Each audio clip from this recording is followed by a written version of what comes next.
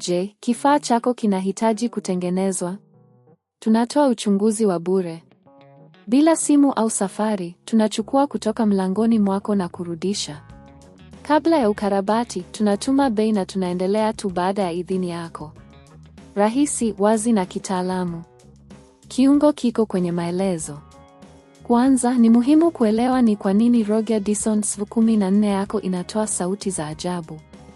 Mara nyingi, sauti hizi zinaweza kuwa dalili ya tatizo katika mfumo wa motor au vichujio.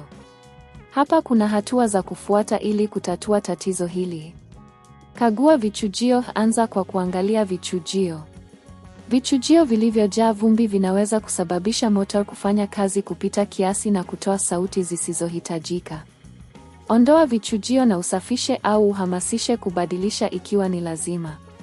Kagua mfumo wa motor. Ikiwa vichujio ni safi, uangalie motor. Sauti za kupiga au kuzunguka zinaweza kutokea kutokana na sehemu zinazozunguka zisizo na mafuta au kuharibika.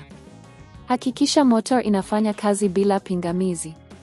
Angalia nyaya na kuunganisha, bado ukisikiliza sauti zisizofaa. Kagua nyaya na kuunganisha.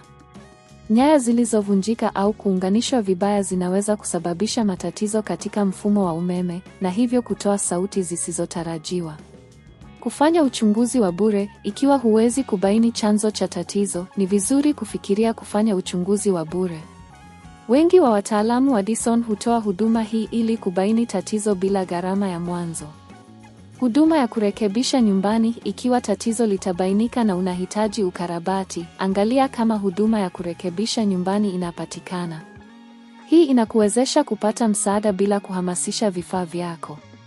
Gharama za kurekebisha. Kabla ya kuamua kufanya ukarabati, ni muhimu kujua gharama zinazohusiana.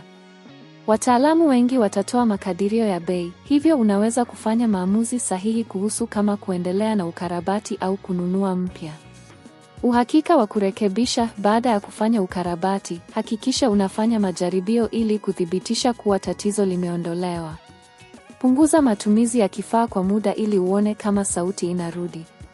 Kwa kufuata hatua hizi, unaweza kutatua matatizo ya sauti kutoka kwa Roger Dyson SV14 yako kwa urahisi. Kumbuka, ni muhimu kufanya matengenezo ya mara kwa mara ili kuhakikisha kifaa chako kinafanya kazi vizuri na kuepuka matatizo ya baadaye.